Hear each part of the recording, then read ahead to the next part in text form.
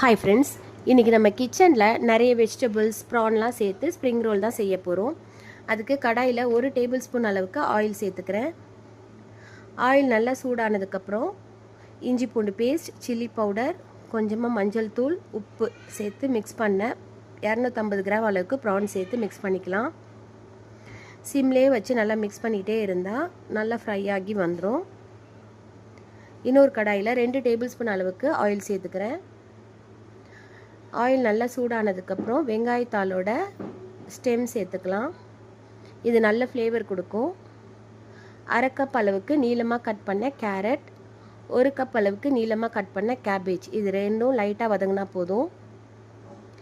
இந்த ஸ்டேஜில் வேக வச்சு க்ரஷ் பண்ண ப்ரான் சேர்த்துக்கிறேன். என்னோடய ப்ரான் கொஞ்சம் பெருசாக இருக்கிறதுனால நான் க்ரஷ் பண்ணி சேர்த்துக்கிறேன். முழுசாக கூட சேர்த்துக்கலாம். க்ரஷ் பண்ணி சேர்க்கல டேஸ்ட் ரொம்பவே நல்லாயிருக்கும். எல்லாத்தையும் நல்லா மிக்ஸ் பண்ணிவிட்டு 1 டேபிள் ஸ்பூன் அளவுக்கு கெச்சப் சேர்த்துக்கிறேன்.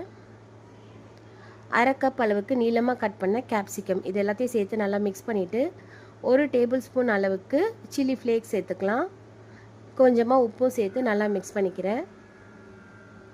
எல்லாம் நல்லா மிக்ஸ் ஆனதுக்கப்புறம் ஸ்ப்ரிங் ஆனியன்ஸ் தூவி அடுப்பு ஆஃப் பண்ணிக்கலாம். இது நல்லா ஆறுனதுக்கப்புறம் ஸ்ப்ரிங் ரோல் ஷீட்டில் நடுவில் வச்சுட்டு சைட்ஸில் மைதா பேஸ்ட் அப்ளை பண்ணிக்கிறேன். சைட்ஸை ஃபஸ்ட்டு ஃபோல்ட் பண்ணிவிட்டு ரோல் பண்ண ஆரம்பிக்கலாம். கார்னர்ஸ்லேயும் மைதா பேஸ்ட் அப்ளை பண்ணிவிட்டு டைட்டாக ரோல் பண்ணிக்கணும். இதே மாதிரி எல்லா ஸ்ப்ரிங் ரோலையும் ரெடி பண்ணிவிட்டு ஆயில் நல்லா சூடானதுக்கப்புறம் ரெடி பண்ண ஸ்ப்ரிங் ரோல் சேர்த்துக்கலாம். 2 சைடும் நல்ல கலர் மாதிரி வந்ததுக்கப்புறம் எடுத்துடலாம்.